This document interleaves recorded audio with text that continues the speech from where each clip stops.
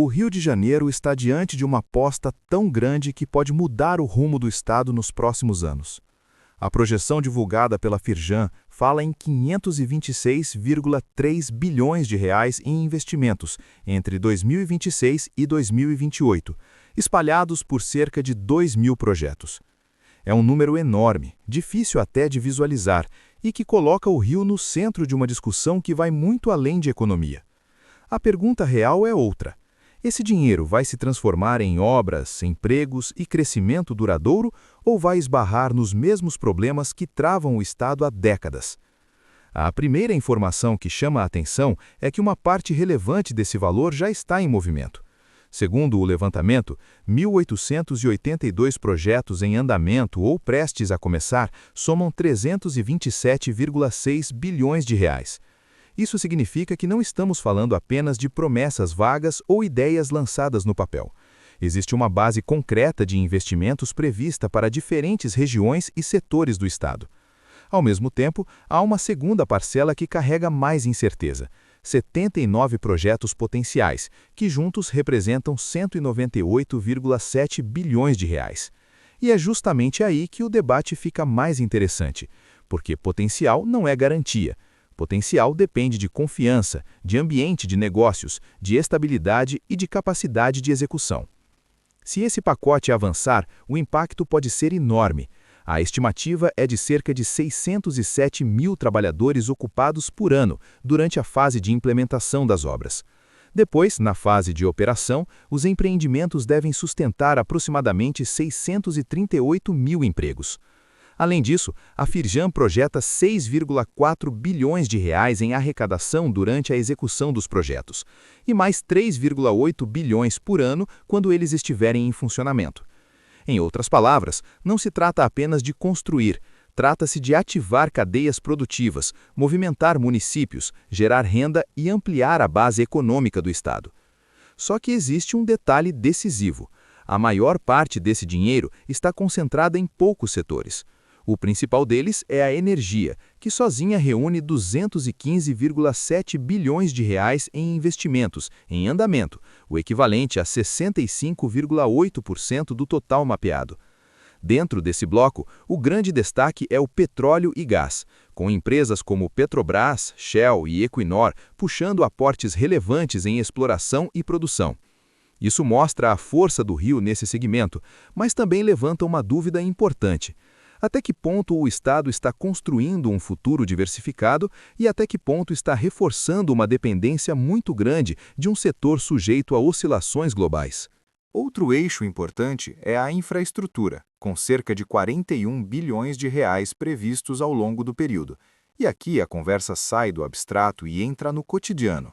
Estamos falando de concessões rodoviárias, logística, transporte de cargas, conexões entre regiões e obras que afetam diretamente a competitividade do Estado. O relatório destaca melhorias em corredores como o projeto Rio-São Paulo, que envolve a Presidente Dutra, BR-166, e a Rio-Santos, BR-101, além do projeto Rio-Valadares, que inclui as BR-166, BR-465 e BR-493. E ainda a nova concessão da BR-040, entre Rio e Juiz de Fora. Dentro desse pacote, uma intervenção chama bastante a atenção: a Serra das Araras.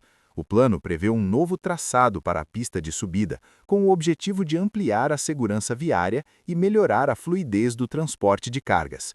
Parece um detalhe técnico, mas não é. Obras assim podem diminuir custos logísticos, reduzir gargalos históricos e tornar o rio mais eficiente para produzir, transportar e exportar.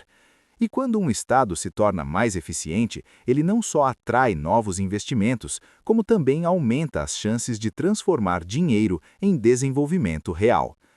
O relatório também cita a renovação da concessão ferroviária da Malha Sudeste, operada pela MRS Logística, investimentos no novo terminal de minério de ferro no Porto de Itaguaí, nos terminais do Porto do Rio e na segunda fase do Anel Viário de Campo Grande.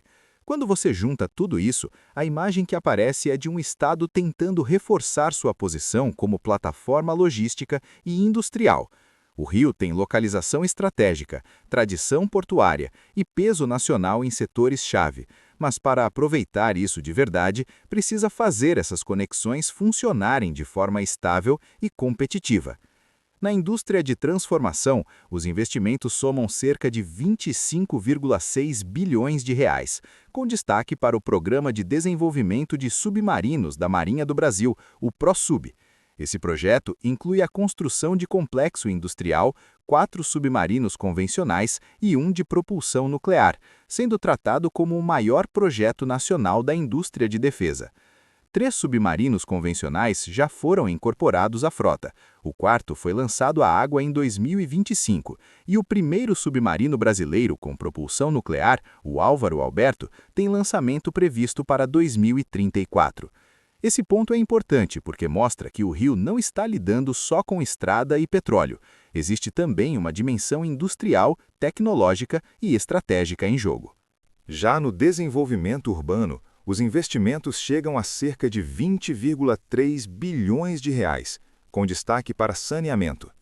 A meta é universalizar os serviços de abastecimento de água e esgotamento sanitário em 49 municípios fluminenses ao longo de 12 anos.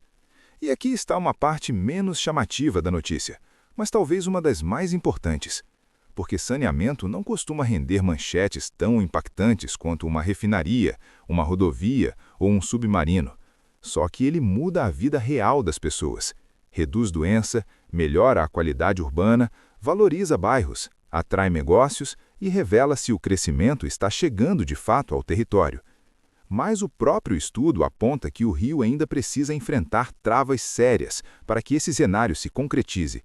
Entre elas estão a infraestrutura deficiente em várias áreas, a necessidade de melhorar a quantidade e a qualidade do serviço de energia, especialmente fora da capital, e, principalmente, a segurança pública. Segundo a Firjan, 2 em cada 3 empresários consideram a questão da segurança ao decidir onde vão alocar seus investimentos. Isso é enorme. Significa que a criminalidade não pesa apenas no cotidiano da população. Ela pesa também no cálculo frio do capital. O gerente de infraestrutura da Firjan, Isaac Overney, afirma que a segurança pública afeta diretamente a competitividade, porque encarece o frete, eleva o custo do seguro e aumenta a necessidade de escolta. Ou seja, o problema não fica só no campo social ou policial, ele atinge a economia de forma direta. Quando transportar mercadorias fica mais caro e mais riscado, o Estado perde eficiência. E quando um território perde eficiência, ele também perde atratividade. É aí que a história desses 526,3 bilhões de reais deixa de ser só uma notícia sobre investimentos e passa a ser uma discussão sobre a capacidade do Rio de Janeiro de sustentar o próprio crescimento. No fim das contas, o que está em jogo não é apenas o tamanho do dinheiro prometido. É a capacidade do Estado de converter uma oportunidade histórica em resultado concreto. O Rio pode sair mais forte desse ciclo, com mais empregos, mais arrecadação, logística melhor, indústria mais robusta e infraestrutura mais moderna. Mas também pode ver parte desse potencial se perder, caso os velhos gargalos continuem travando obras, encarecendo operações e afastando confiança. A cifra impressiona, sem dúvida. Só que o verdadeiro teste começa agora. Porque a grande pergunta não é se o dinheiro existe no papel. A grande pergunta é se o Rio de Janeiro vai conseguir transformar essa promessa bilionária em um futuro que realmente funcione. E diante de tudo isso, fica a pergunta: o Rio de Janeiro vai conseguir superar seus obstáculos e transformar essa chance histórica em crescimento real? Ou vai repetir mais um ciclo de promessa e frustração? Deixe sua opinião nos comentários e vamos debater o futuro do Estado.